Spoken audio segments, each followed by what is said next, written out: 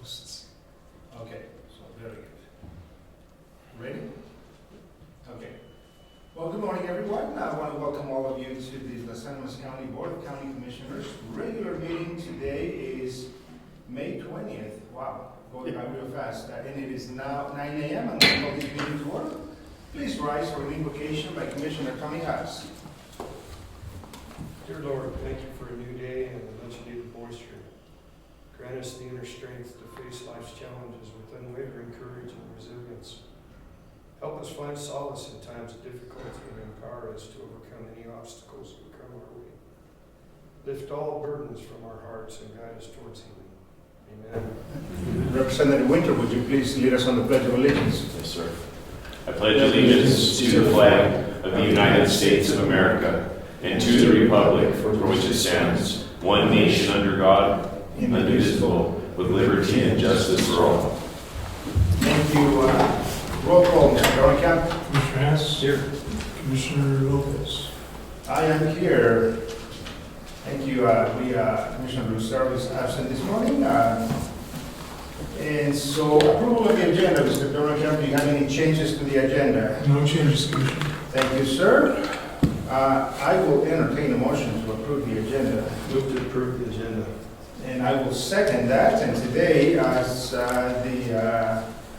the chair of the board, I will be seconding and also making some motions as well in absence of our third commissioner. So, Commissioner Lopez? yes, sir. Thank you. Commissioner Hess? Yes. We're going to go to section number 2, consideration of minutes. Commissioner Haas, we have the regular meeting minutes for May 6, 2025. Are there any questions, any discussion on that packet? No, I've reviewed the minutes and I'd make a motion to accept the regular meeting minutes of May 6, 2025. Thank you, sir, and I will second that motion. Commissioner Lopez? Yes. Commissioner Hess? Yes. Reading of correspondence, Commissioner committee reports. I know we've had a couple of really busy weeks. Commissioner Haas, please proceed with your report. Thank you. First of all, I'd like to congratulate all the Los Animas County state track athletes. We had 7 state track champions, and kudos to all of those young men and women. And their coaches and families that have to make sure they get there and back. On May 8th, the Southeast Colorado Recreational Outdoor Alliance Movement met in Rocky Ford. And this is part of the outdoor partnership and part of the regional partnership initiative. And they asked me to be present to help unveil the new outdoor strategy and do my private property rights bit that I like to do every time. There's going to be 48 grants available through CPW, and $50 million was provided by GOCO for the funding of the Colorado Outdoor Strategy. And there's been $6.7 million awarded since 2021. The mission statement was to unite Southeast Colorado through collaborative, community-driven efforts that balance outdoor recreational, conservation, and economic resilience, empowering youth, supporting food production and land stewards, and expanding access to nature for all. And the vision was a thriving Southeast Colorado where outdoor recreation, conservation, youth empowerment, and local food systems work in harmony, strengthening community, honoring culture and ecological heritage while creating partnerships. So all the ecological heritage, we want to make sure that our ag producers are protected and private property owners. If they choose to participate, it's got to be voluntary, and if they choose to participate, then more power to them. That's their private property right. On the 15th, the Colorado Department of Ag and CCI held their monthly meeting with Commissioner Kate Greenberg, and Robert Sakata was there as the voice of water. One of the main concerns that came up during that meeting was the ballot initiative that's being proposed called number 82 Colorado Wildlife and Biodiversity Protection Act. This ballot initiative is a it is unclear that about its ideology, control, and political agendas pushed by fringe groups that are far removed from the reality of real life. This will be an unelected commission appointed by universities and environmental groups and policy institutes. And no member will have a financial tie to ag or energy development. This is hugely concerning to me that they'll be making rules and regs for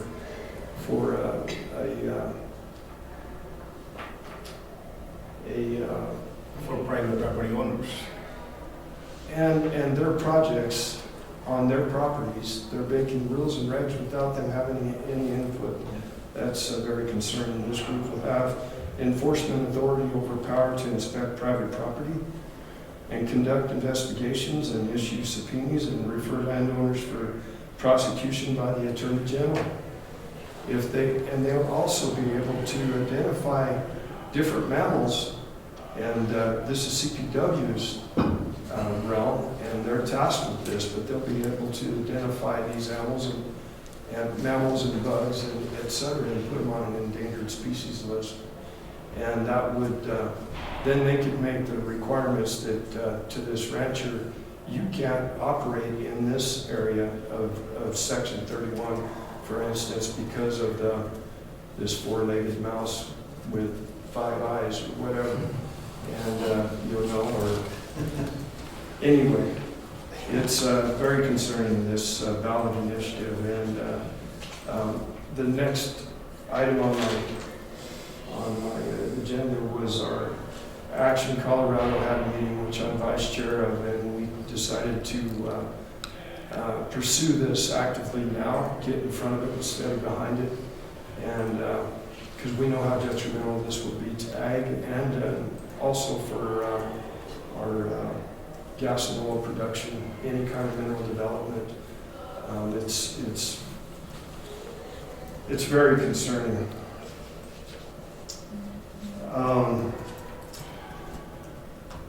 Then on, I've got to get all my notes straight here.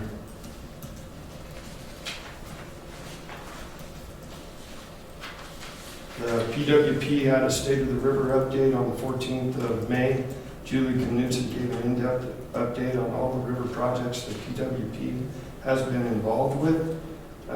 She also listed close to 40 partners that were collaborated with. And Frank Milanauzo gave a presentation on the use of water in general, the bucket picket wire diversion, history of the dam, and the responsibilities required of all the partners involved with river maintenance. Then on the 10th of, also on the 10th of May, I almost forgot to put this in there, I attended the Primero Outdoor Expo, and the high school kids were having a great time out there doing a fundraising event.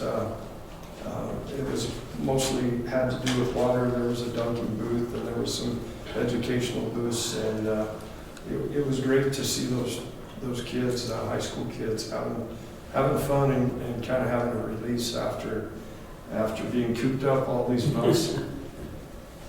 On the 14th of May, I also attended the GoCo Grants workshop.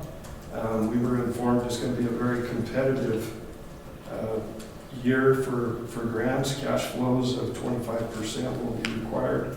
Priorities of funding must include one or more of the following: strengthening conservation efforts, expanding outdoor recreation, support local communities, promoting the innovation and collaboration, and increase equity to involve those communities that are traditionally underrepresented.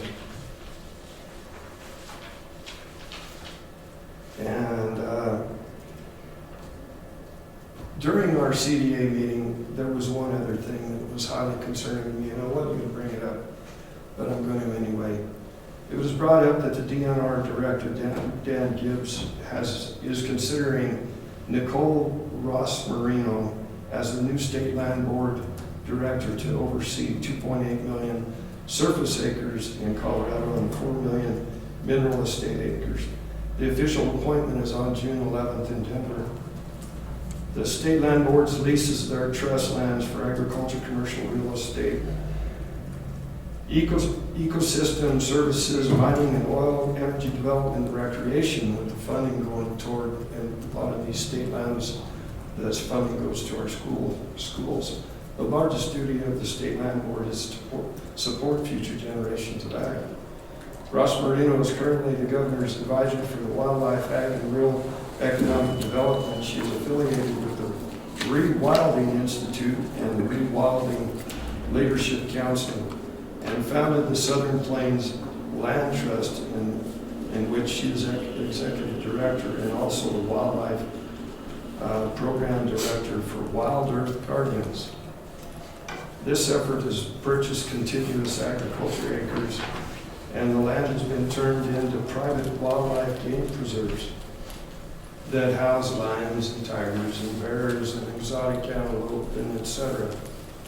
And many other non-native species to Colorado. And this effort has been dubbed Bringing Back the American Serengeti. So if you tie everything together that I've been talking about, the Initiative 82, this new director and everything, it's an all-out assault on agriculture again. And I'm highly concerned with what direction we're going. We've got to produce food for our country. And many of our small communities thrive on agriculture. And without agriculture, they're going to dry up, become ghost towns. And anyway, the current atmosphere for ag doesn't look promising.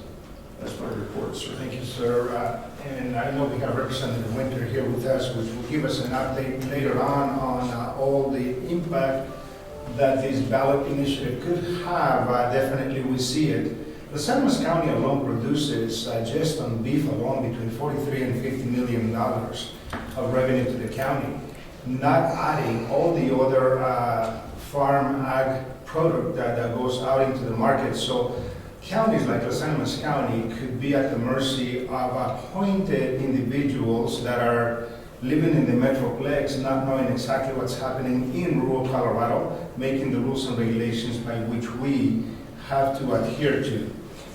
One of the Colorado Department of Ag, when we met with them on the particular meeting also, Mr. Sakara, Robert Sakara, who was present, I continue to remind the Behavioral Health Administration through CDA to not forget rural Colorado. A lot of the farming communities are going through the challenges of all the stresses that are coming in from the rules and regulations that are imposed on them. So I reminded them to speak to the Commissioner of Behavioral Health to continue to provide services and tangible services to farming and ranching communities here in Southern Colorado. But I want to give a shout out to all the graduates from Trinidad State to the high schools. Congratulations to all the graduates. It is 12 years for some and 2 or 3 for others. And so what a feat of accomplishment. So congratulations to all of them, to the parents and to all the support team. On the 16th of May, we had a very, very big meeting when it comes to the Colorado Welfare Allocation Formula Committee, of which I'm part of the state level. One of the things that we keep talking about is how are we going to fund all the child welfare services that are for each and every county.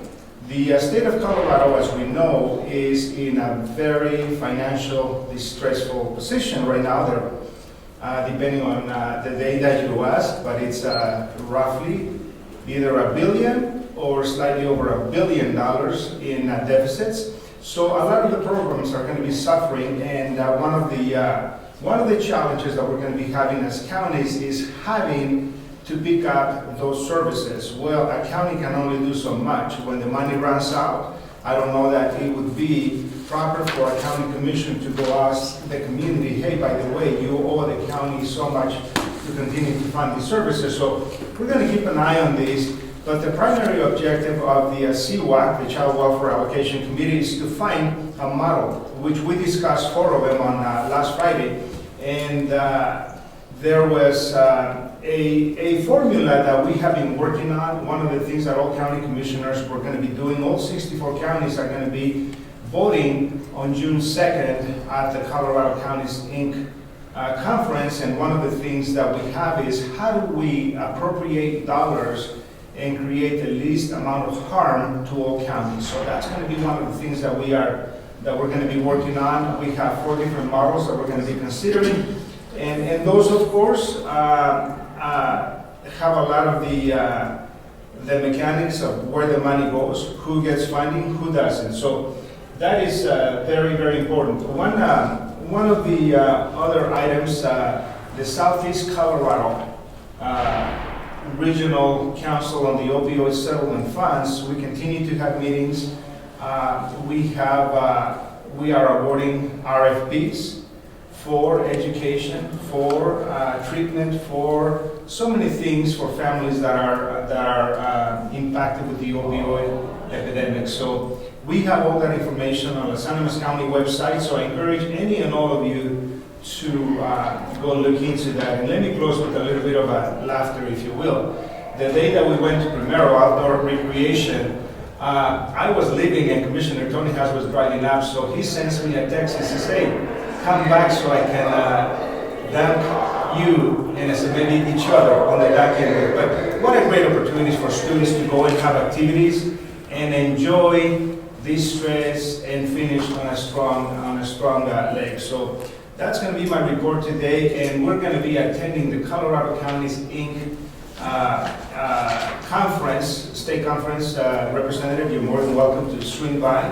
It's going to be at Keystone, and we'll give you the details later on. But on this particular one, we have representatives from basically every state agency, from all the various representatives that are impacted, and every county is going to be there. So we extend an invitation to you.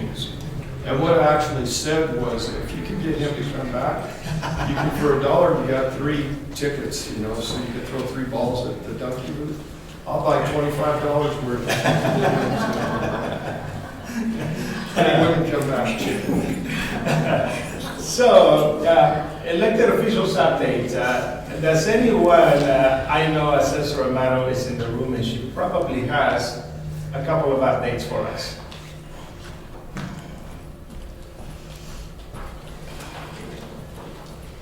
I always have something to say, gentlemen. You know that. Good morning. How's everybody doing today? Just wanted to give a quick update. We have 14 days left in my state statute protest period. So if you need to protest your value on the notice evaluation that was sent out by my office, you have until June 9th. You can do that through mail, email, stop by my office, or give my office a call. And we are taking notes and taking if you call and leave a message, we are getting back to you as fast and as timely as we can. I've been on the radio, we have something in the paper, we are trying to educate everybody in the community about that NOV. Due to the fact that we had to apply $55,000 actual value back to the NOV, I've had a lot of constituents and taxpayers and folks in my office who are we're explaining to them that we had to reapply the 55. The value that was on their NOV was what went out on their tax bill. That's the taxable value. And we had to reapply that $55,000 taxable value. In reality, depending on where you were, we were saw anywhere from 3 to 11% increase. I can only look at June 30th of 2024. So when people are coming in and they're talking to myself or my staff, what is currently happening in the market, all assessors by Colorado statute, we cannot look at what is currently happening. Our appraisal date is June 30th of 2024, and that's the date we need to look at. We're, so far, like I said, we have 2 weeks left. It's been mild compared to previous years, so I'm hoping that our outreach and our education has been helping. But if anyone has questions, please come see me. On a second note, we just came back from state track, and I'd love to congratulate all of the teams that participated. We had a good showing from our county. Oni had a state champ winner. Aguilar had I believe it was the 5th place runner-up. Primero had a good showing. We had a lot of good showing. I do have to brag on my little team. The Kim Branson Mustangs took runner-up in 1A state track overall with 7 young men.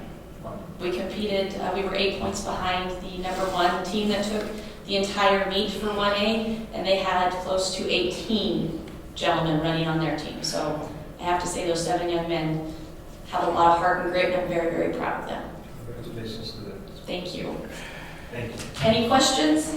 No, thank you for clarifying that the sales valuation and the property taxes are based on 2024, and that's the question that I received several phone calls, and that's the clarification, but thank you for putting it out there. Thank you very much. Yes. We have Sheriff Navarrete. Do you have any updates, sir? No, sir. Thank you. Let me call on Clerk and Recorder. Any updates from that office?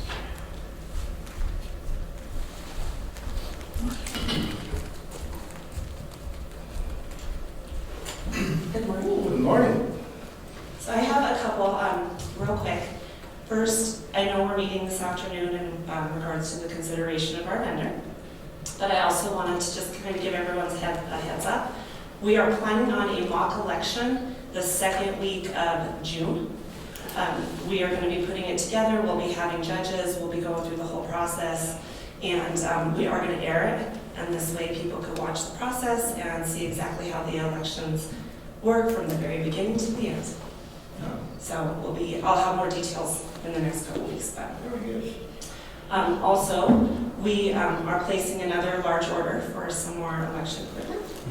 And we're going to be getting some new ballot drop boxes, and we're getting some new voting equipment and so forth. So we're excited about that.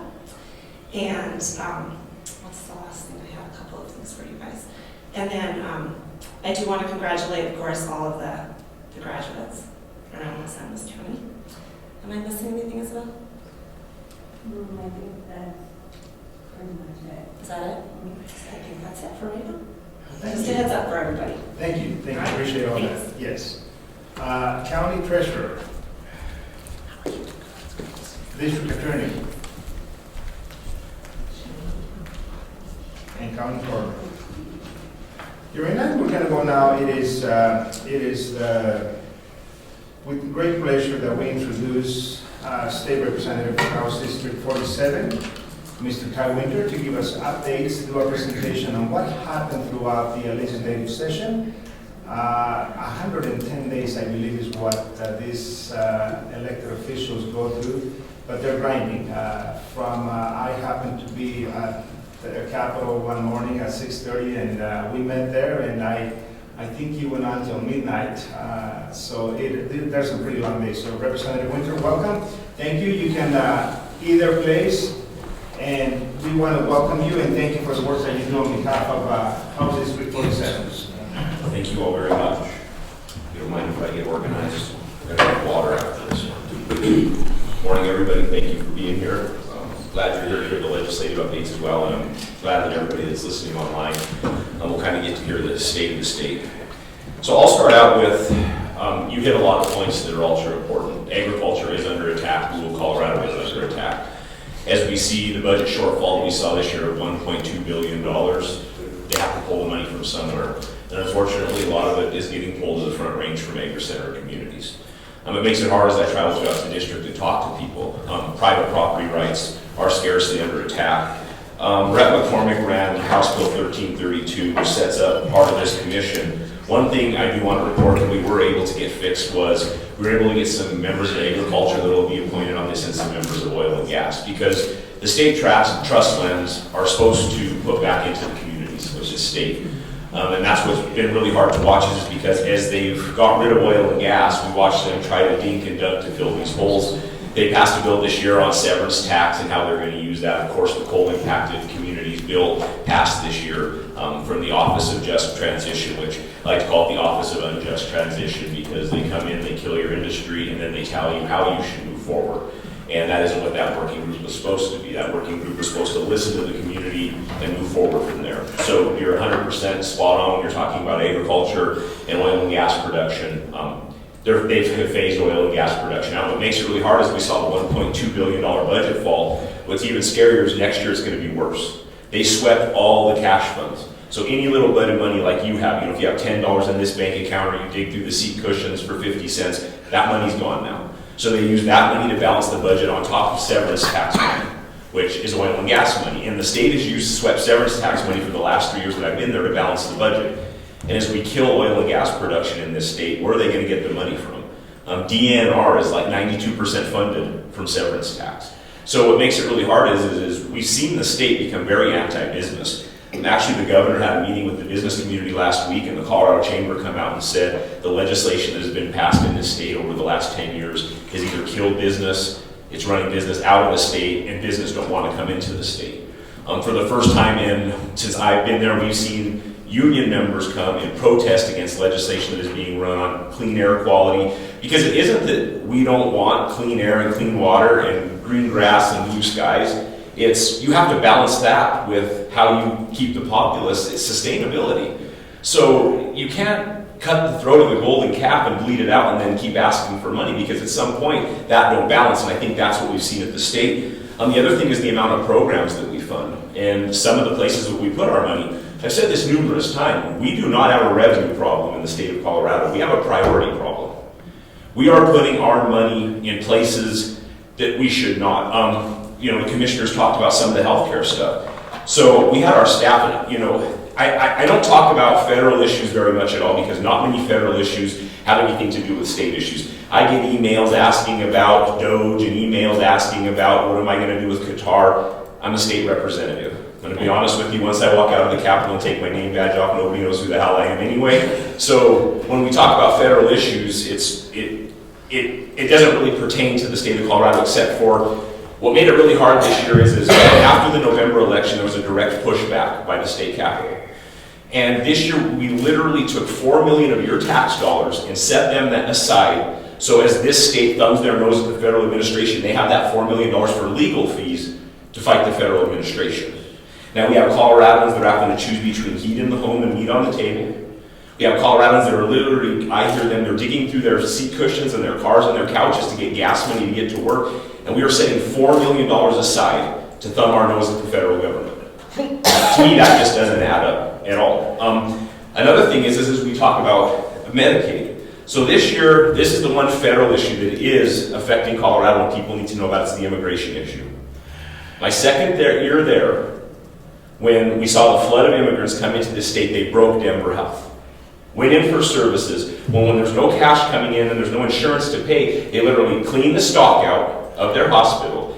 They were paying their wages on their credit line because there's nobody to pay that bill. We've had teachers come in and say we have 30 languages in our classroom now. That all takes funds. That all takes money. What makes it hard is you have Coloradans. I mean, you go to the Capitol, you have veterans sleeping on the streets, and you have people not from this country stepping over them to stay in hotels.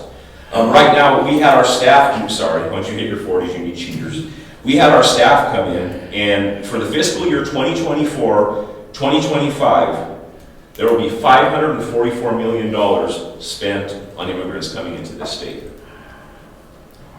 K through 12 education, $352 million. Higher ed, $90.2 million. Healthcare, $96.8 million. Driver's licenses, $1.7 million. Integration programs, $2.8 million. And legal defense, $0.7 million. So as we sit in a budget shortfall and we have Coloradans who can't afford their own medical, Omni Salute is free health care for these people. And I have Coloradans coming in saying, I have sick kids, I can't pay my bills. And here's the deal is this is Trinidad. So my family was Italian immigrants that came in through the Port of Orleans to work in the coal mines. But you can't give from a cup that's empty. So how can I, as a state legislator, sit there in good faith and hear Coloradans come through that Capitol and testify that they can't survive and that we're nickel and diming them to death and we're putting fees on them constantly? There's a fee for everything. There's a fee for your cell phone. Now there's going to be a fee for auto insurance. There's going to be a fee for homeowners insurance. Well, to some people that don't matter. When you start adding $1 or $2 up, at the end of the month it equals $50 or $60. There's some seniors on fixed income that $50 or $60, they're not eating.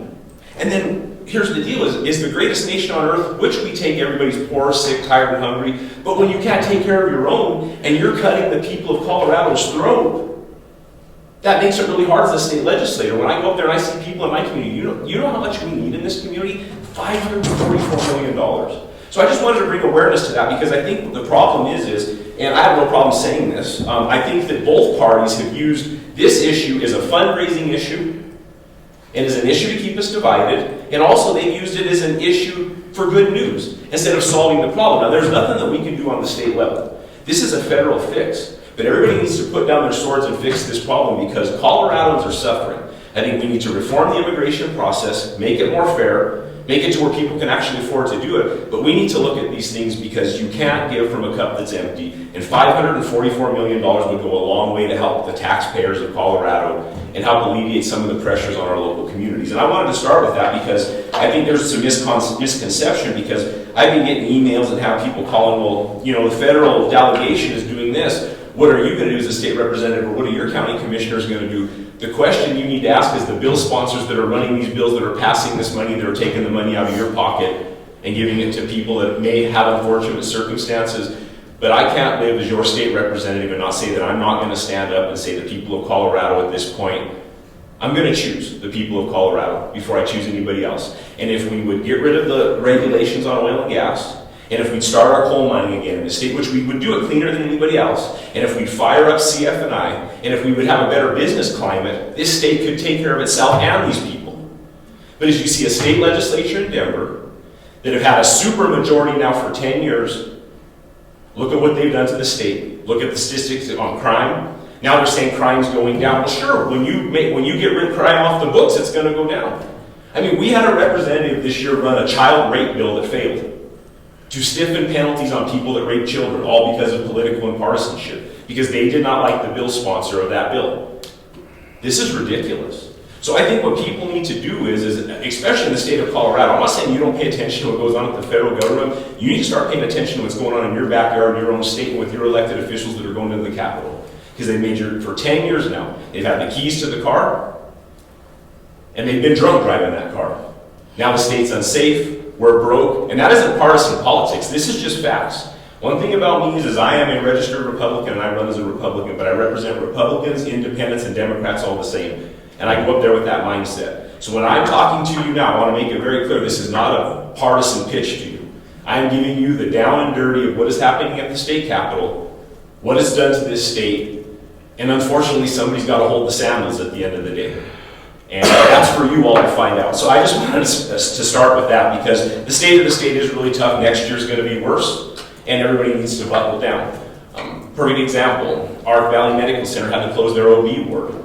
I couldn't get $1.5 million in the long bill to keep that funded and keep it open, and we're going to start to see more and more of that happen. We're going to start to see services pulled from rural Colorado to take care of the population centers in the Metroplex. So I want to get into some of the legislation that I worked on this last year. So I have two really good colleagues that I work across the aisle with, Representative Matt Martinez out of the Valley and Representative Megan Lukens up off I-70. And this is what's good about the relationship I have with them. Where we get together, we can. Where we don't get together, we can't. That's how politics should be. So what we do is we start to travel our districts. I put probably about 20,000 miles a year on in the district. I start to talk to you all about what is needed in our community. I talk to the commissioners, health departments, to find out what the needs of this community and the communities in 47 are about. Then I contact those other legislators across the aisle because they're hearing the same thing, and then we get to work on legislation end of June, because we take a couple weeks of trying not to do a whole lot of this stuff because it really wears you out. But so we really this year were thoughtful. I think, just guessing, I was on 7 or 8 bills with Representative Matt Martinez this year. He's my greatest ally on the other side of the aisle. We get things done for rural Colorado. One of the bills that we worked on was the support for federally qualified health centers. So as we talk about federally qualified health centers they're our first line of defense in rural Colorado. There were people, and you guys don't mind if I go through all this, am I good on time? Okay, sorry guys, I want to give you the real rundown. I mean, this is where we diagnose, this is the first line of defense on people, especially people for rural Colorado. So what we did with this bill is we made it to where when people make donations to the federally qualified health centers, when that goes in that pot of money in the primary care fund, it's earmarked for federally qualified health centers. Because for every dollar we get a matching dollar from the federal government. So we wanted to make sure that that money wasn't being pulled around. We actually worked with Salud, we worked with CellPace on this. Mr. Santa Stephen, we worked with all of them on trying to get this piece of legislation passed. It was a battle. We had to redraft some of it, but it's a good start. Now, does this fix the problem? No, but this gets us in the right track to be able to fund our federally qualified health centers as long as we can bring those grants, gifts, and donations in. So anybody that wants to, a foundation or a fund that wants to donate money, that money at least will be set there and it just won't get lost in the primary care fund. And you all know you have a general budget, how sometimes, you have to put money in certain places, and this is making sure that it should go where it is. one that I really worked hard on was the preserving access to rural independent pharmacies. Kai Davis out in Rocky Ford, you know, you guys all grew up in a town with Riverside Pharmacy. You know, in rural Colorado, your pharmacies aren't just a place you get a prescription, you buy a fishing pole, maybe some 22 ammo, a card for your mom, a birthday gift, they do flu tests, COVID tests, so they're actually a health center within themselves. Down in La Junta and Rocky Ford, the doctor's offices will even call and say, we're inundated, we're going to start sending you people to do flu tests on. Well, what was happening is they can't compete with the big drug companies. First and foremost, in this bill, we allow them to do a courier service because people like ExpressX at the federal level had pushed in so hard and made the rules so stringent. If a pharmacist here in town was able to compound something for somebody who wanted to run it, for example, out to Kim, they would either have to take it themselves, they couldn't even have an employee do it because it would change against law. So we got that changed. We also allowed for telehealth in this, so a pharmacist could be on television checking prescriptions. But more importantly, it helps with the reimbursement rate on the drug and the dispensing rate and fee on the drug. So this elevates that to the Medicaid level for them because we are losing independent pharmacies. The older generation, they're aging out with all the regulations and restrictions and the battle between PBMs and Big Pharma. And I will tell you this, I'm not afraid to say it, Big Pharma is the culprit in all of this. And as soon as people start to wake up and push back against that, I am a capitalist. There is no doubt about that. But at some point you have to look at it. When you're dealing with crony capitalism, that's when the federal government needs to step in. I think we've seen that already started. But making sure that our people have the ability to get their drugs, especially in these small communities. I mean, we have an independent pharmacy here. I think there's a total, and this bill was very niche because I don't believe in casting a wide net with my legislation. That's what costs people money. So I think this bill affects about 100 pharmacies around the state of Colorado, and they're independent and rural independent pharmacies. So that was something that I worked really hard on this last year. I ran a bill for the State Patrol. It's a bonding bill. The department come and asked that I run that bill for them. Not too earth-shattering. The prosecution fellowship program changes. So basically what this is, it enhances the prosecution fellowship program. It provides direct funding to rural district attorney's offices. So who knows, this is more of a local control thing. When the state's holding that money above their head, who knows more than what it takes to recruit, hire, and maintain attorneys in their office? Well, it's the DA. So this actually takes the chains off a little bit, which the fund's broke now. But when there's money back in the fund, the DAs will have more control over that money and they'll be able to get more things done with it. The acres, here was a huge one. So as we travel throughout the district, you don't see it as much here as you do out east, but our vegetable growers, when they passed the ag labor bill, it's really created a problem because they really thought they were helping labor and they weren't. When you talk to the migrants that come up and work on their visas, they're upset at the ag labor bill because they say we want to come to this country, we want to work as hard as we can, as many days a week as we can during the growing season and go home. Well, what's happening now is we're not getting them to come into Colorado because they only work so many days and then they have to sit in a house for 2 days. So they go to states where they can work the whole time. So this is a perfect example of the road to hell is paved in good intentions because they would have thought they were helping a group of people without talking to the group of people that they were supposedly helping. The second part to this is a private property issue. Key service providers were allowed to go on private property. That is wrong. There was a Cedar Point nursery case in California where a group went to unionize some workers on a piece of property and went on private property. It sparked a Supreme Court case, which we are now in a line with the Supreme Court ruling saying they can do telehealth. That's fine. They can be at where their domiciles are because especially on the western slope, they built these huge barn dominiums. They're beautiful. I've toured them. They can go there and they can do key service providing, but they can't go on private property. So this is something that the Vegetable Growers Act, and we worked honestly with the governor's office to make sure we got that change. We had to work with labor. It was like a 50-50 there they could understand. But we really have to look at the overtime provision because it's not only hurting our vegetable growers, but it's hurting the migrants that take the time to get to the visa and come to this country legally to do this work. They just want to make as much money as they can. I tried to run a bill on rent increases, and it died a horrible death. Right now, the state, there is no doubt with the legislation they've passed over 3 years, the state wants to get into the housing industry. They want to push people out so they can take over housing. People can say that's conspiracy theory, but you go through the legislation and look for yourself, and they're making it to where people don't want to be landlords anymore or own property, and then they swoop in and buy it up, and they be the savior. So. Probably the bill I'm the most excited about is I started on this my first year. I'm a nuclear energy guy. Unfortunately, I think the state's climate goals are ridiculous. It's too fast for where they're going. Commissioner has talked about being able to provide food when we cover all this pasture with solar panels where you're going to run beef, sheep, and goats. Windmills, that's another issue that we're facing. And here's the problem that I have is we've killed coal and we've killed oil and gas, but nobody will do a great cradle-to-grave study on a solar panel or a windmill.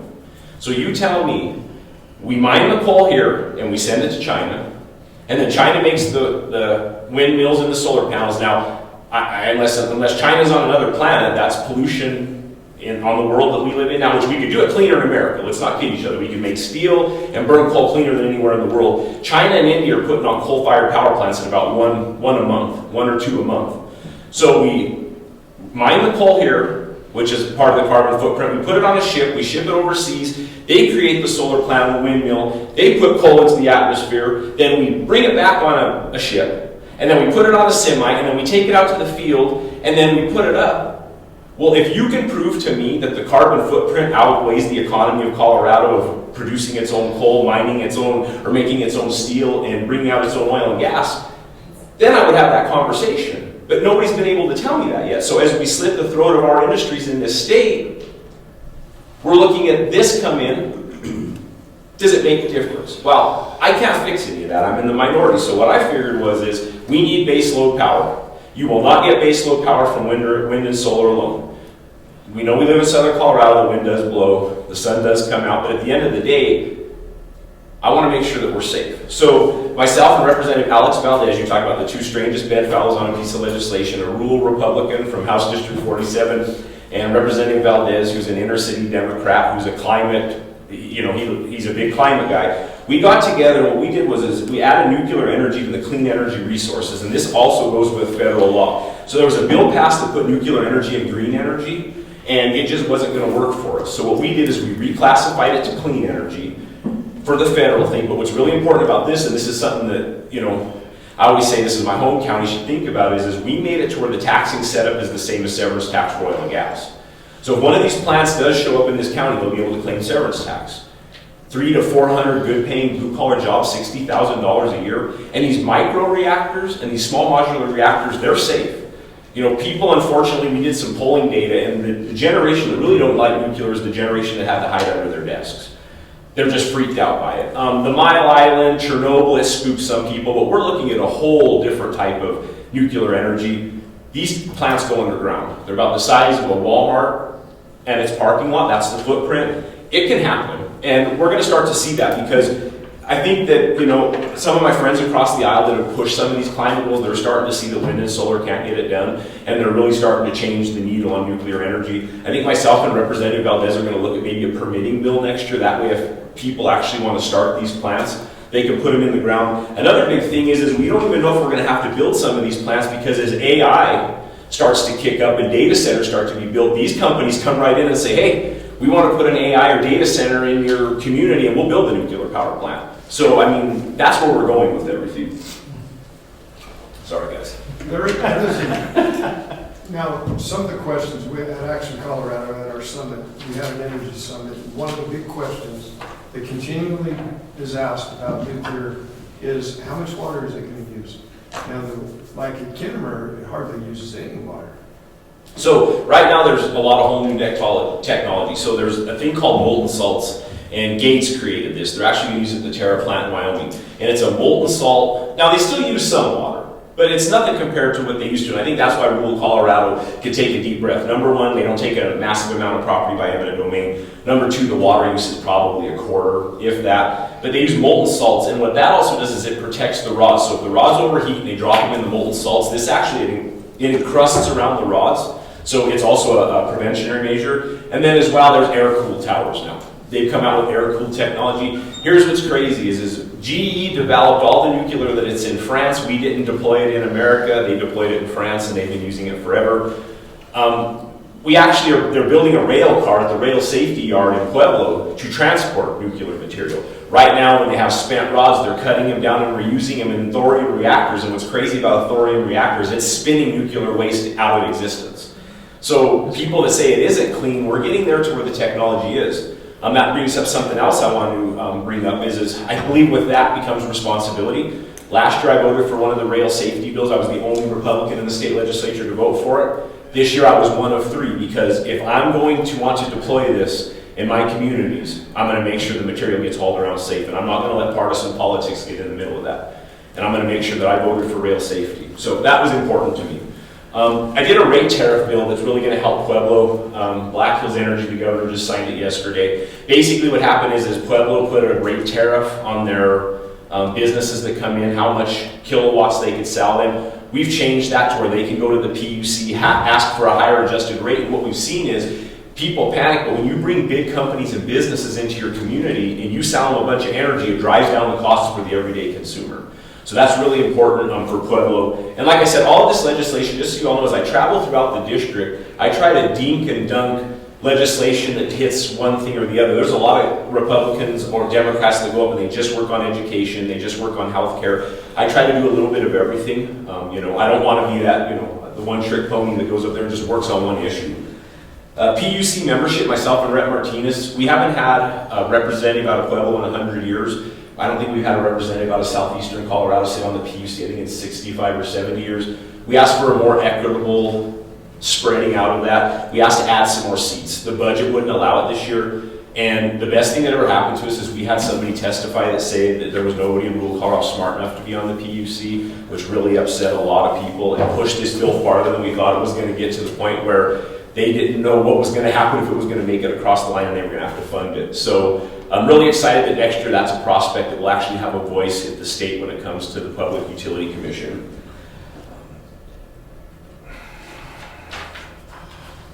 Wild horses. This is something that's become a huge topic. I'm the assistant minority leader, and I'm the ranking member of Agriculture Committee.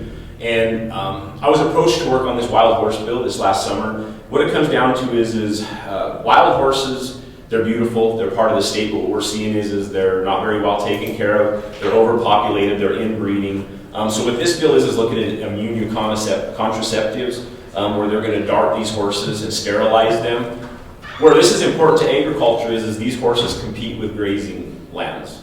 I will agree the roundups, I've seen some of the roundups online, and I can see where some of these people are upset with how some of the roundups go. I honestly think that this is, for the climate and the country that we live in today, this is probably the best way to go about it. I think agriculture needs to step in this realm and start to have a voice in it. So I wanted to make sure I was part of that. Another thing that you all need to know when you talk about, ranching and farming, we have the wild horses, but also the bison now. The bison have moved in from Utah into Colorado. The Ute and Southern Mountain Ute tribes have said that this is religious.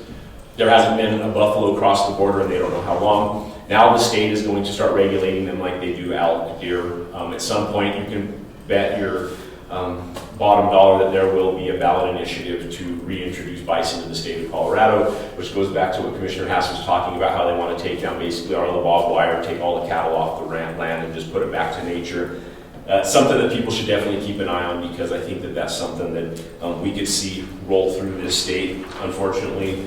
The sportsman's community asked me to reach out and be on the wildlife habitat stamp program, so we extended the habitat stamp forever. So you'll be able to purchase a habitat stamp. All the sporting community was on board. A lot of the time we don't like to get rid of sunsets. We like to look at them every 4 years. But everybody from the Rocky Mountain Elk Foundation to Trout Unlimited, everybody came to the table and said that they wanted to extend this in perpetuity. Another one that was important I worked with the Speaker of the House on is as we see wolf depredations on the western slope, what was happening was as you give your information to get money back from the state, people were being doxxed with that information. Activists were going to their property, protesting, cutting fences. So what we did was the state will be able to collect the data, but the information that goes out to the public will say what county it came out of, but they're not going to put these people's names and addresses and phone numbers with this information to be harassed by activists. I ran a bill, this was a CCI-backed bill for the railroad crossings. Basically what was happening is it happened, ex-Senator Jerry Sonnenberg, who now works for the federal government to represent agriculture in Colorado, he had the railroad come through and put a crossing in his county and then sent him a bill for $156,000 and called it maintenance when it was an upgrade. So basically this just makes sure the counties are only responsible from tie to tie. So basically the road approaching on both ends of it. Probably the last thing that really isn't a law, and I hope it moves the needle, is my first year I was elected, I happened to watch a documentary on cobalt mining in the Uyghur province. And as the state of Colorado pushes towards green and clean energy, and not only the state, the world, the United States of America, it's a shame that we'll push for this and beat ourselves on the chest and say what a good job we're doing it when it comes off the back of child slave labor in other countries. It's pretty disgusting to know. And everyday products that we have, your cell phone, there's not anybody in here right now that isn't holding something that probably has a rare earth material in it that was mined by some child in a third world country. Myself and Representative Jennifer Bacon, the head of the Black Caucus of the state of Colorado, we wrote a resolution saying that Colorado should put their foot down, not give tax dollars, anybody's tax dollars, to any program that's using anything that has these materials in them.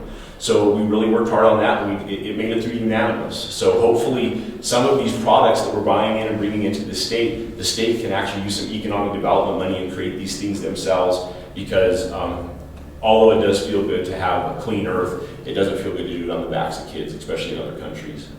We're supposed to be the shining light on the hill, and you can't be the shining light on the hill, when you got a secret in the closet. So we really worked hard on that. So that's the legislation that I worked on this year. It was a long year. I worked really hard for you all. I hope that I represent you well and make you all proud. I'm going to continue to keep going and back, and just know that I'm going to be a reasonable voice up there. I'm going to be somebody that speaks the truth, no matter who it upsets, either side. That's the only way we're going to fix this state, is to be honest with each other and have real conversations. And I think we need to have more of that. So that's my legislative update. If you gentlemen have any questions, I'd love to answer them. I know I took some time, but I just wanted to be very thorough with what I got done this year. Representative Winter, thank you so much. Commissioner Haza, do you have any questions? No, just thank you.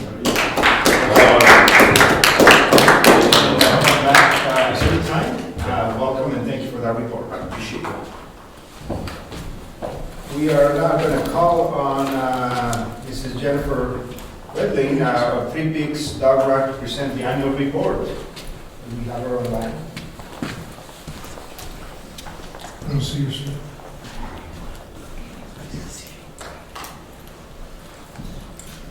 Well,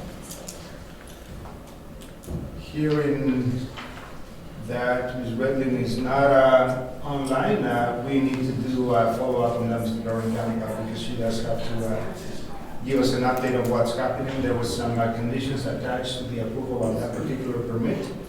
And so if you can reach out to her and see what's going on there. So let me now go to public comment. Do we have anybody sign up for public comment? No, sir. Anyone online that wishes to address the Board of County Commissioners at this time, if you wish to address this board, you will have 3 minutes. Simply unmute yourself, raise your hand.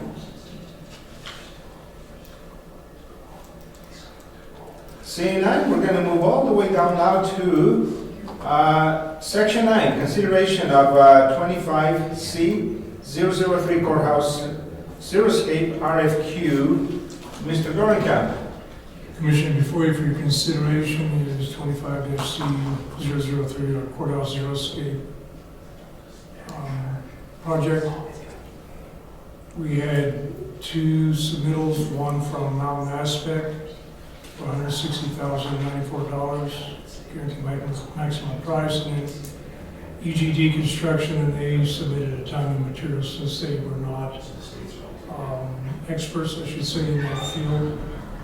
And so I asked the board to approve Mountain Aspect's guaranteed maximum price RFQ of $160,094. And if the board approves this, then I will contact them to ask them to send us a contract, which the board will consider later. Question, Mr. Gorenkamp, and I see that the grant award was just slightly over that amount that is bid. So one of the recommendations within the project that was done by the students in the group out of the architectural program is to have pollinators on that particular, and I would imagine that all the specifications include exactly what the recommendations came from that particular group of individuals. Commissioner, not exactly. When we did our interview, and they being Mountain Aspect, had also noted this in their submittal, is that from their experiences being out in the field, from the architectural side, but also the actual landscaping side, that what the students have proposed was actually, what we call an overpopulation of some of the vegetation. So what they're looking at doing is perhaps opening up what they call the void areas with boulders and other types of landscaping information, landscaping pieces, so that the plants have a better chance to thrive. But yes, pollinators are part of that, and myself and staff been kicking around some ideas on how to spend the rest of those monies, and so we were looking at the park and south of the park here too. Okay, thank you. Yeah, there is a great opportunity on that side. Let me, on this proposal, is that inclusive of the drip system irrigation that I think we're gonna have to put in place? Commissioner, it's inclusive of everything. And the removal of some of the topsoil that we have in there and placing some more productive per se? Yes, it's. What is? I was surprised too, because I got these numbers from nurseries and landscaping companies last fall before we submitted our application to the energy impact at DOLA. And, but I'm happy with the numbers, so we can do a lot more work around it. Thank you. I was really happy with their letters of recommendation as well. And so Commissioner Haas, any questions? None. Then I will entertain a motion. Move to approve 25C003 courthouse xeriscape RFP. I second that motion. Commissioner Lopez, Yes. Commissioner Hess, Yes. Consideration of IFP 25C001 ADA parking. Back to you, sir. Commissioner submitted or requested that bids be submitted for ADA parking south of the courthouse and east of the south wing of the courthouse. The following results: EGD construction, $216,873.75, and they were the only company that submitted a bid. Thank you, Mr. Dormicampo. What is the lineal feet of that construction? I know there's going to be a removal of some earth material, as well as perhaps, is there going to be a removal of anything else on that? Just the existing wall from the steps out, just to the other in the alley, over to the sidewalk, and then that wall will be moved back to the south and back into the park enough to allow, By the stairs? Thank you. to allow for two van ADA parking places.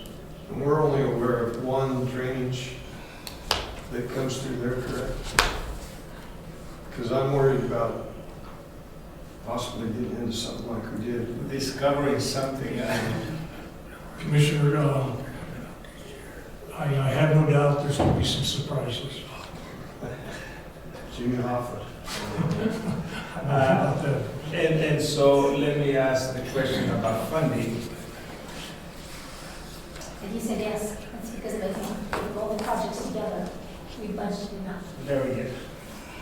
Thank you. Commissioner has any additional questions on this particular project? No. I will then move to approve the IFP 25C001 ADA parking. Second the motion. Commissioner Hess, Yes. Commissioner Lopez, Yes. 9C, consideration of IFP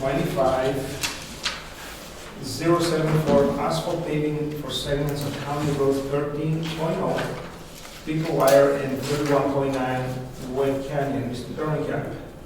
for your commissioners, your consideration of 25074, paving segments of 13 and 31.9, with the following results. Old Castle Construction doing business as United Companies, $1,225,764. Walsenburg Sand and Gravel, $1,560,274.45. Langston Concrete Inc., $1,738,479. I ask the board to approve Old Castle Southwest Group Inc., doing business as United Companies, bid of $1,225,764. Wow, well, thank you, sir. And where are they located at? The one on 13.0 is south of the Pickle Wire store. It ties into that piece of asphalt that's already, I think it's about a half a mile, we'll go about 1.3 miles up the hill. And then 31-9 is taking on or tying into the existing asphalt in White Canyon. And the crews are discussing whether or not we want to go ahead and extend both of those with future change orders or one or the other. And I'll bring that to the board Okay, at a later time, thank you. And since we're way under budget, which is good. thank you, this is great. Where is Old Castle Company located? That I do not know. I think they are a nationwide company, by what I understand. Very good. Then the last question on this particular project, of course, like you said, the budget is completely set up to cover the entire cost of these two projects put together, so. Yeah, we got $1 million grant from Energy Impact. Yes. Commissioner has any questions? No, you asked mine. Thank you, sir. Then I'll entertain a motion. Move to approve IFB 25074, asphalt paving for segments of County Roads 13, Picket Wire, and 31.9, White Canyon, be awarded to Old Castle Southwest Group, Inc. for a total of $1,225,760. Yes. Second motion, and Mr. Dorian-Campa, before we go to the vote, when is the project outlay to commence? We shall have to work with the contractor. I think Okay. bid talks I had at the end of October, I want to say this year. But the grant, I don't believe is due until, I don't think its deadline is until January 1 of 2027, I want to say. Very good. So we got even next year if we need to. Thank you, sir. Thank you. Please call the vote. Commissioner Lopez? Yes. Commissioner Hess? Yes. Consideration of IFP 25 R006 Road and Bridge Revolving Service Door for the Armory Building. Back to you, sir. Before you, Commissioners, consideration 25-R006, rolling service door at our Army Building, the fairgrounds for our Road and Bridge Department, with the following results. Overhead door, $28,900. Pruch's garage door, $25,990. Alcon construction, $25,285. Road A Mountain Dock Indoor Specialists, Specialties, $27,988. EGD Construction, $23,455, and ask the board to approve. EGD Construction's bid, within our bid docs, we ask that either the bids be submitted via email or that they be dropped off at the fairgrounds, Road Bridge Shop at 2000 North Linden. EGD dropped their bid off here at the courthouse along with the ADA one and the Zero-Scape one. In my opinion, that is as stated in our bid document, and also our procurement policy, the board has the right to waive any minor informality or irregularity in the bids as long as it doesn't prejudice that company with the other companies, and in my opinion, that is what this is. He dropped his bid off in the wrong location. Let me ask this question. Did it meet all the specifications that you asked for? The bid did, yes. Thank you, sir. That's the only question I have, Commissioner Hess. I think that is a minor informality, and from the perspective of following, we could, in this particular case, if need be, Commissioner Hess, we can, if we want to move that to executive, we can, which I don't. Okay. That's fine. Okay, so I will, at this point in time, Mr. Dorian-Campa, I'm going to make a motion to table this item and move it to executive session as we meet on the general executive session items. Second motion. Commissioner Hess? Yes. Commissioner Lopez? Yes, thank you.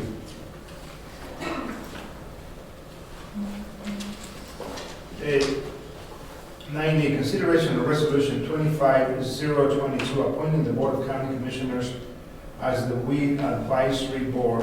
Mr. Dorian-Campa. Before you, Commissioner, Commissioners, exactly what the Chair says.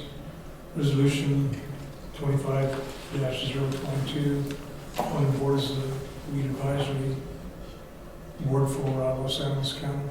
These statutory is required, the county is required to have a weed advisory board.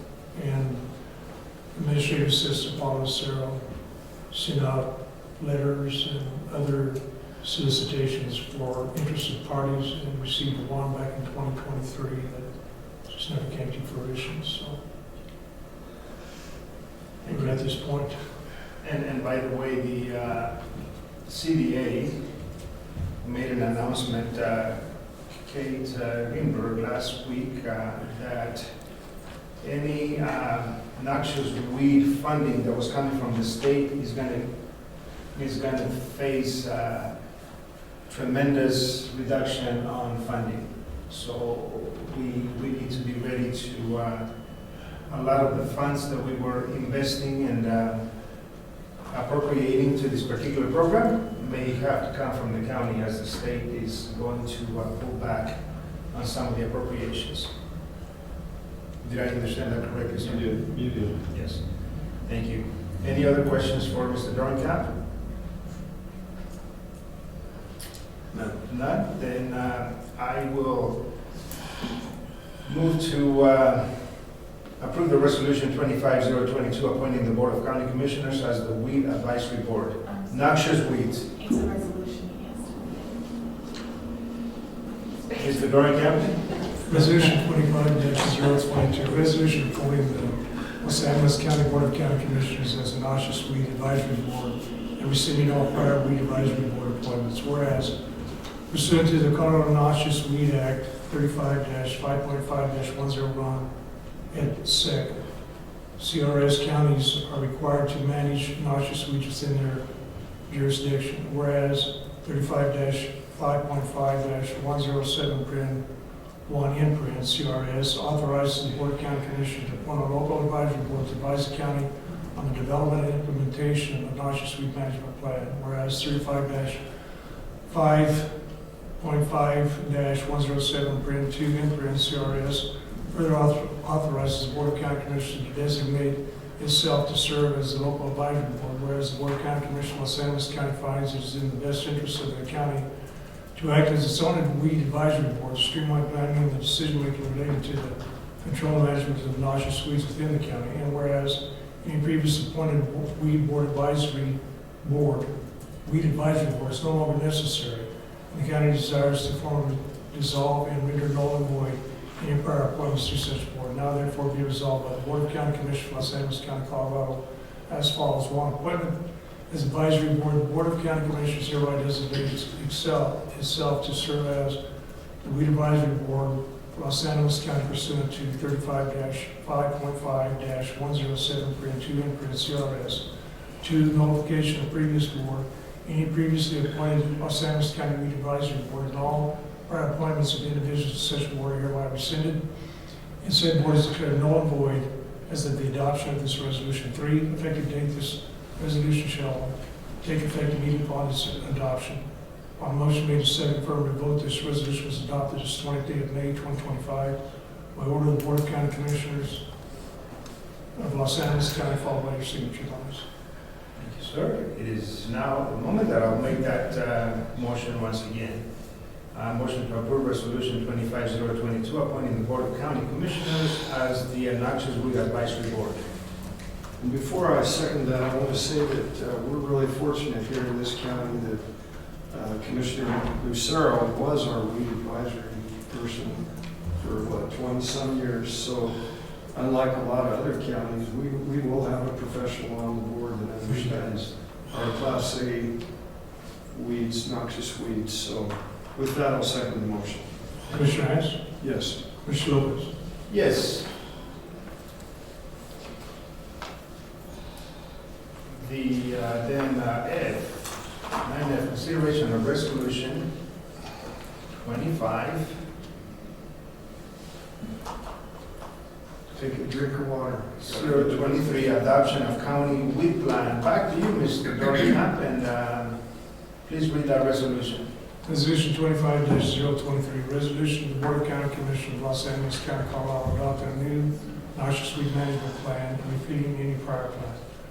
Whereas the Colorado Noxious Weed Act, CRS 35-5.5-101, et sec., requires each county to develop and implement a noxious weed management plan in cooperation with local landowners and the Colorado Department of Agriculture. Whereas Los Angeles County previously adopted a noxious weed management plan to comply with state requirements, whereas the Board of County Commissioners reviewed a newly updated Los Angeles County noxious weed management plan to better reflect current conditions, statutory obligations, and management priorities, and whereas it is in the best interest of the county and its residents to rescind any prior weed management plans and adopt a newly updated weed plan to provide consistency and legal clarity.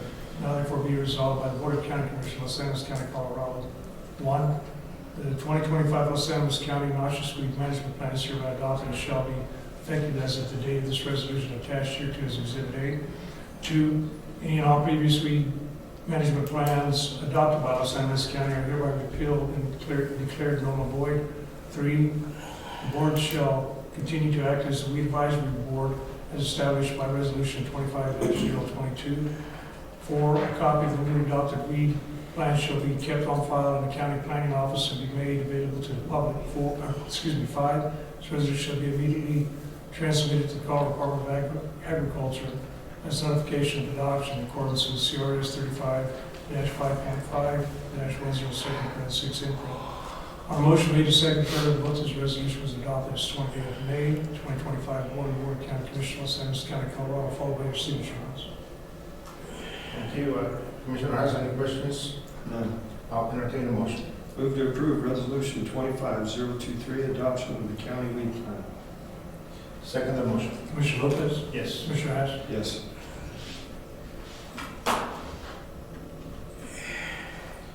9G, consideration of I-325A001 materials for a geotextile sand filter system at Perry Stokes Airport. Mr. Dorian.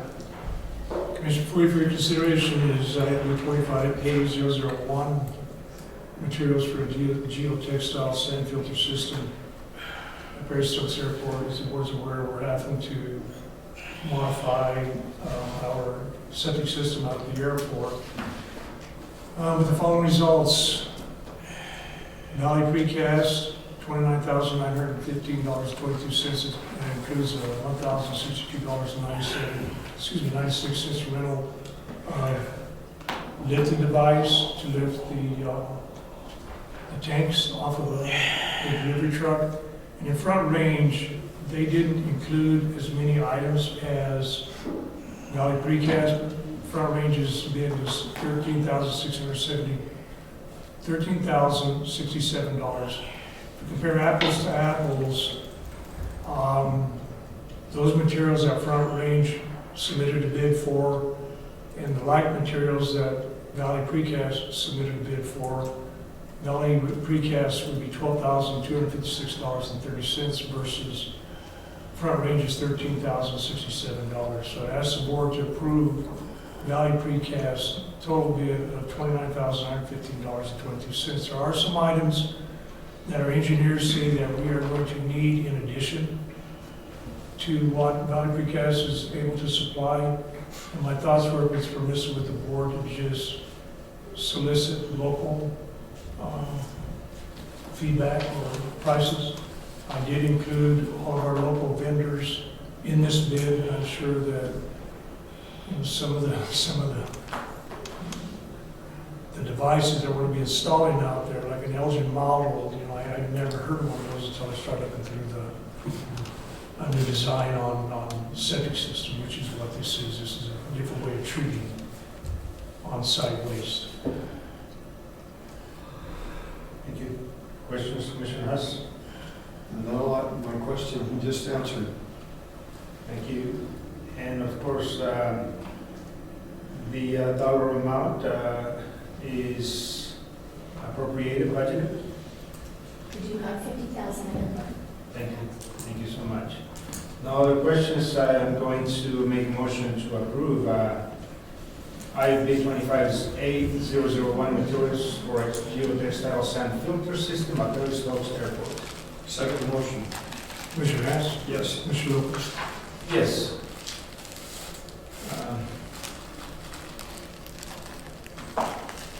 9H, consideration of a festival permit for the Royal Tavern.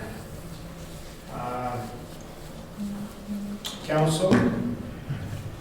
I've reviewed the application, it's complete, I have no concern. Thank you, ma'am. And I know we have a county clerk.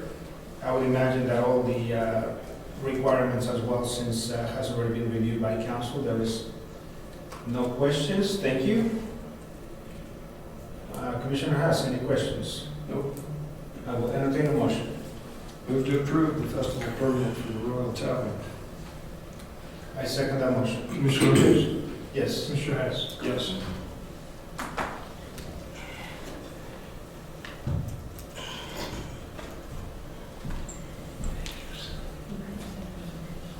Consideration of permit extension request from Cypress Creek Renewables.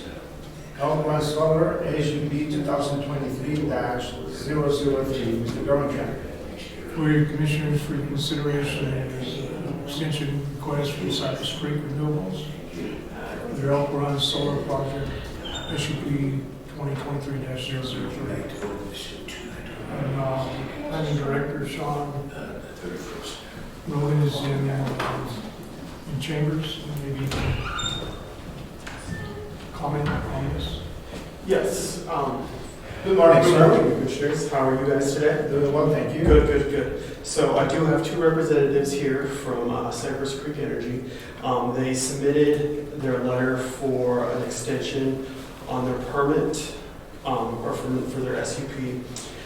Since they have been working here, they're working from their letter, they're working with getting their connecting to and getting payments for their solar facilities, but they've also been reaching out in the community, so they have been good stewards of our community. They've sponsored the Aguilar Street Festival, and they're doing school grants for local high school kids. So this has been they've been a very good steward, even though they have yet to do construction or start construction on their facility. We do have it, their permit is, or their SUP is up on June 18th, 2020, or June 18th, or let me see. That is when they got their second extension, was on June 18th of 2024, so this would be their third extension. So thank you, Mr. Rogan. The initial resolution was approved in 2020, I mean the extension 2024. Are they seeking an additional 12 months, or what is which is what I believe that... Which I believe is correct, but I would let... Okay, very good. And, well, I have a couple of questions Commissioner has for Mr. Rogan. You have any questions? And if they're going to come up, I would, but I could ask you, what seems to be the holdup? This is the third time. Just, I'll defer. I'll let the experts speak on it. okay. Yes. Good morning. Please welcome and join us. Good morning. Good morning. Commissioners. I did have a short presentation, and I'm not sure if I would be able to share that up on the screen, or if I did email it to you. Sure. Mr. Joy. And what is your name, ma'am? Carolyn Salas. Okay. Do you want to tie into the meeting and present that way? That way folks online can see it also? If so, Yes. Yeah. have you got a link to the meeting? I do. And I shall attempt to share my screen. Yeah, but if you have it pulled up as well, that would also work.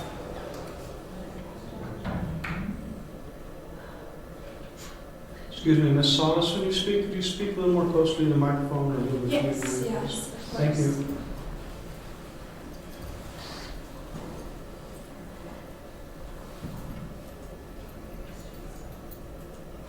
It's not letting me pull up the meeting right now. But I can go through just the main points and provide an update on our projects.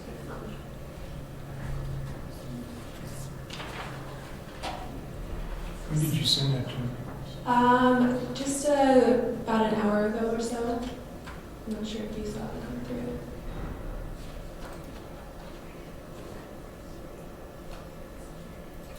Or Lauren, if you're able to join the meeting too and share the presentation, that would be super. I can share the presentation online. Perfect. Oh, great.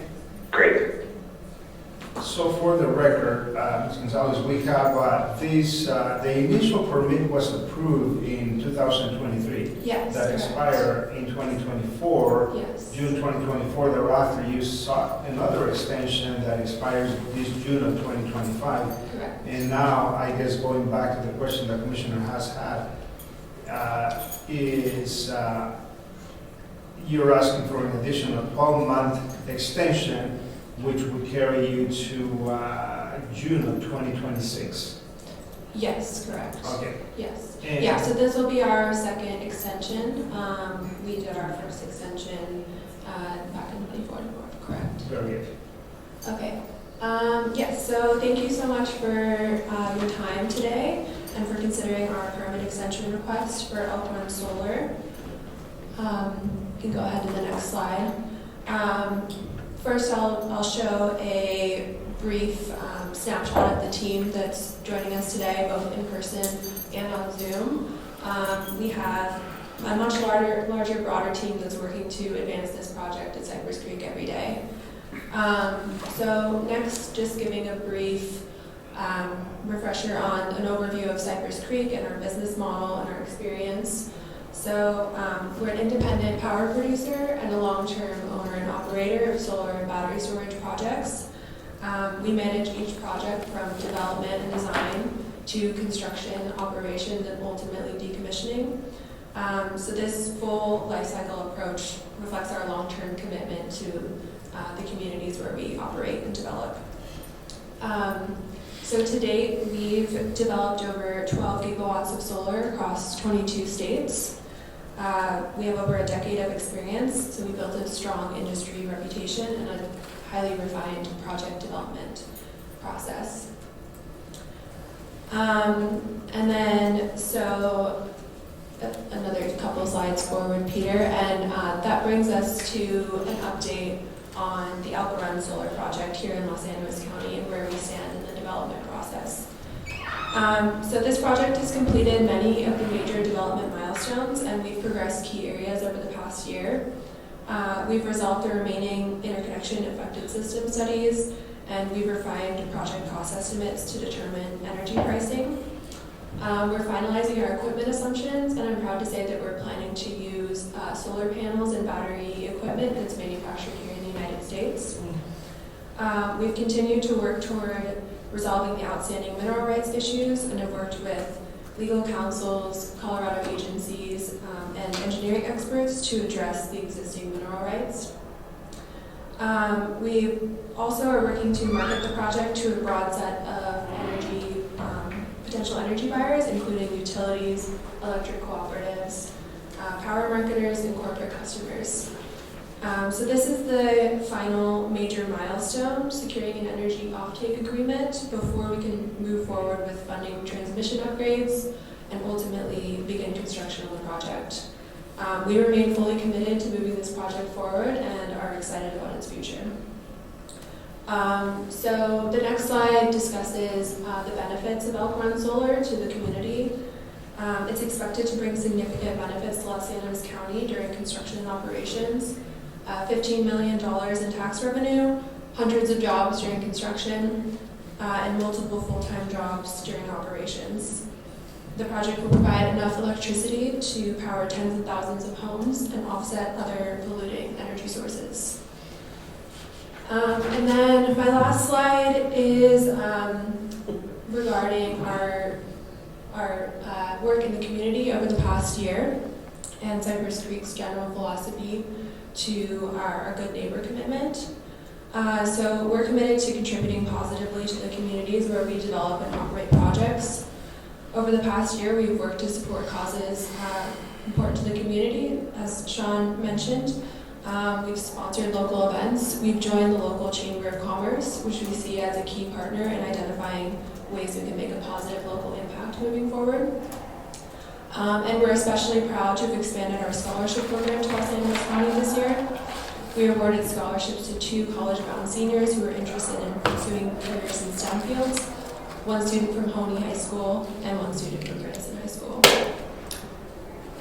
So thank you again for your time and consideration of our permit exemption request. We are confident with your continued support we can deliver a project that provides reliable, affordable, and domestically produced energy for years to come. I'd be happy to answer any other questions you may have. No, this is already a question, but I want to give you a comment. Congratulations on attaining the solar panels made in the USA. Hopefully, when it comes to the decommissioning process, the technology and the science will be there not to create a boneyard that would be a contaminant to the soils, the water, and that kind of thing. So for that, I don't know if that was initially, it would have happened in 2023, if the supply chain would have had accessibility to panels USA made. So Yeah. that's a comment that I'm really happy to hear. And so, and the second, of course, the landowners, the lessors of the properties, I would imagine that they're excited as well to see this project come to fruition. Do you think that in the next 12 months, you will be able to complete the project? We would hope to get a energy offtake agreement within this next year and begin funding those transmission upgrades that would be required to connect the project. That's a bit of a timeline to complete those transmission upgrades, in which case in that time we would begin construction of our project as well, but we would like to start those transmission upgrade process in the next year, yes. Thank you. Commissioner Harris?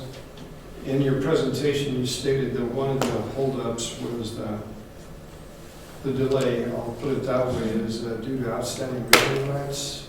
You're working on garnering an easement, or what are we doing there? Yeah, so obtaining a surface waiver, final surface waiver agreements with all mineral rights owners, and subsequently obtaining title coverage on the project. So that's ongoing, and we've done a lot of work over the past year, and we still plan to be in compliance with all mineral rights laws and our permit approval conditions, which include mineral rights negotiations. Thank you. Thank you. When she's through.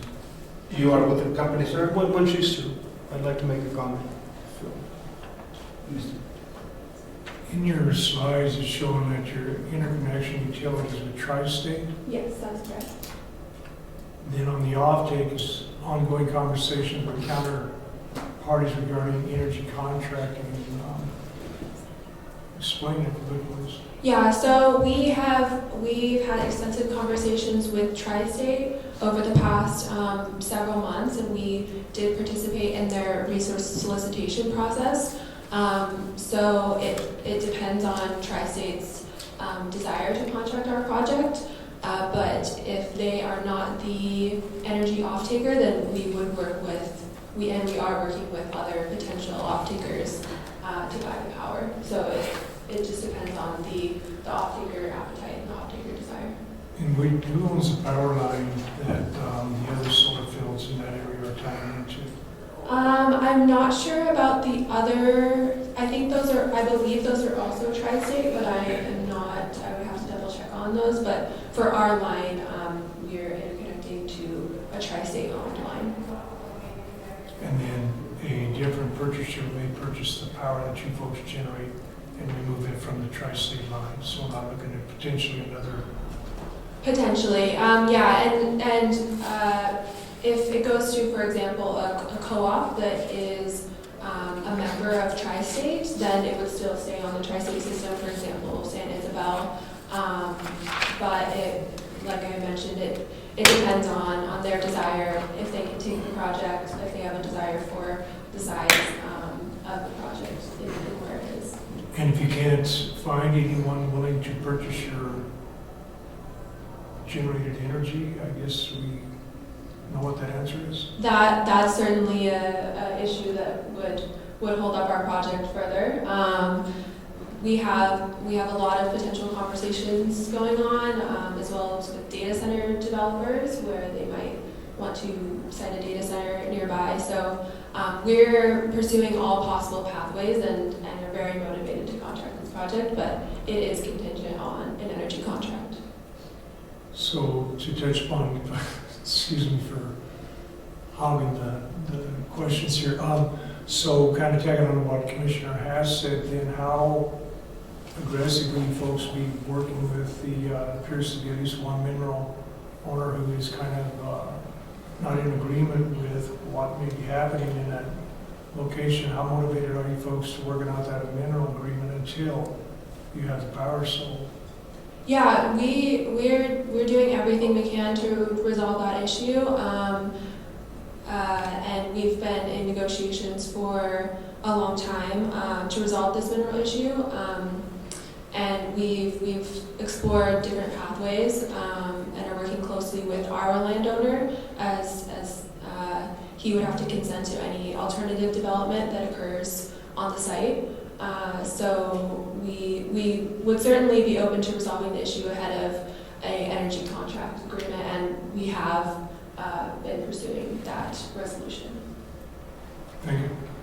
And I want to thank you that you are going to be working directly with the landowners or landowner Yes. that may not be 100% on board with their mineral rights. So that is going to be between, of course, your company and the private landowner. So at this point in time, sir, this is not a public hearing, so I cannot take your question, but if you have any questions directly for them after this particular meeting, please feel free to do that, and I apologize for that, but certainly, as we did list it as a public hearing, certainly I cannot interject on this. So, Commissioner has any additional questions? Do you have any additional information from you or your team that you would like to present to this board? I don't think so, unless anyone online would like to chime in, but yes, I think I covered all the points. Again, we're very excited to move the project forward and are working very hard to finalize the remaining open issues. Thank you so much. I will make the motion to approve your permit extension request from Cypress Creek Renewables Elkra Solar SUP 2023-003 with the, of course, the continuance of working with the landowners to acquire all easements and whatever you need to bring this project to fruition. Second the motion. Commissioner Hess? Yes. Commissioner Lopez? Yes. Thank you so much. Thank you, Commissioners. Consideration of letter to federal government concerning constitutional infringements. Mr. Darrenkamp. Before you, Commissioners, for consideration is letter to the federal government concerning constitutional infringements within the state of Colorado. One thing I would ask the board, paragraph 3, the last sentence, this dissolves any anonymity of our citizens' freedom to purchase these firearms, which may infringe upon their 9th Amendment by means of past court arguments, right to privacy. I don't know if the board wants to approve this letter, that if the board would like to have that sentence struck and removed, or if it should remain as. I will tell you what, as I read this letter, and I want to extend a sincere thank you to our Los Angeles County Sheriff for supporting this letter as well. So certainly, I wanted to send it. Let me go ahead and make a motion to table this letter and have legal counsel work with us here in executive session. So would that be okay, Commissioner Hess? Second the motion. Commissioner Hess? Yes. Mr. Lopez? Yes. The 9K, consideration of festival permit for Hallmark Big Wire Lodge and Store, Inc. We have another festival permit for one day. Council, I will look to you to see if there is any questions from your legal perspective. I've reviewed the application. In the packet, the application was completed, and then a newer version of the application was provided this morning or last night. The initial application was received within the time frame. The second portion was received, what could be considered out of the time frame. However, I believe it's just because it was a newer form that the state wants us to use. I've looked at both, all of the information is the same, there's no substantial change. So I would consider their first filed application within the timeline. And I would just ask the commissioners, I'm considering them all together as a complete application. Very good. Thank you, ma'am. I really appreciate that. And as I get a nod from the clerk and recorder saying that that's okay as well, so Commissioner has any questions on this particular item? None. I will entertain a motion. Move to approve the festival permit for Hallmark Picketware Lodge and Store. Second. Commissioner Lopez? Yes. Commissioner Hess? Yes. Consideration of elections, public contract for services. Council, I know this is coming from the clerk and recorder's office, and you have had the opportunity to read this document. Do you have any questions on that? Correct, Ms. Apple did provide the contract in advance. I reviewed it. I had no legal concerns. Thank you. Commissioner has any questions? No. I will make a motion to approve the elections public contract for services. Second the motion. Commissioner Hess? Yes. Commissioner Lopez? Yes. Thank you. And that will be signed at the conclusion of this meeting. 9M, consideration of retail liquor license renewal application for the Santa Fe Tavern LLC. Let's see. Council? I reviewed the application, yes, complete. Thank you, ma'am. Commissioner? None. All right. I will entertain a motion. Move to approve the retail liquor license renewal application for the Santa Fe Tavern LLC. I second that motion. Commissioner Lopez? Yes. Commissioner Hess? Yes. We're going to go to section 10, consideration of payroll and bills for the first half of May 2025. Finance Director Coverly. Payroll as of May 15, 2025, $218,614.01. Do you have any questions on payroll? That 1 cent is, One in favor? yes. No questions on payroll, ma'am. We have 2 check runs here. So invoices paid on April 30th, 2025, $103,772.67. Let's see. The CCTPTA is dues for the treasurer and public trustee for $700. It's the only thing I would like to hand out, fine, if I have questions on anything that I might have missed on this check run. No, ma'am.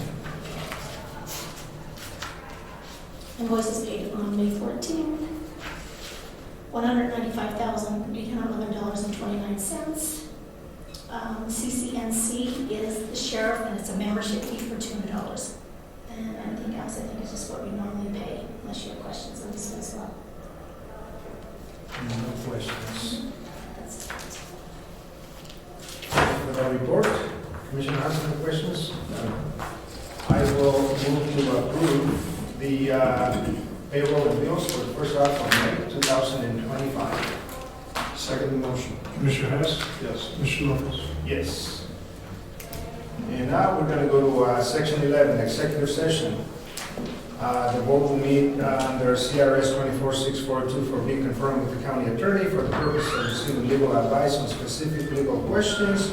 Item A, Wildan. B, BNSF. C, Perry Stokes. D,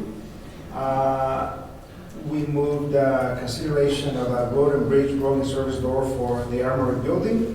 And also, item J from above, consideration of letter to federal government concerning constitutional infringements. And the other item is county treasurer. So any additional items? Hearing none, I will now entertain a motion to suspend the regular Board of County Commissioners and go into executive session with a 10-minute recess. So moved. Second. Commissioner Lopez? Yes. Commissioner Hess? Yes.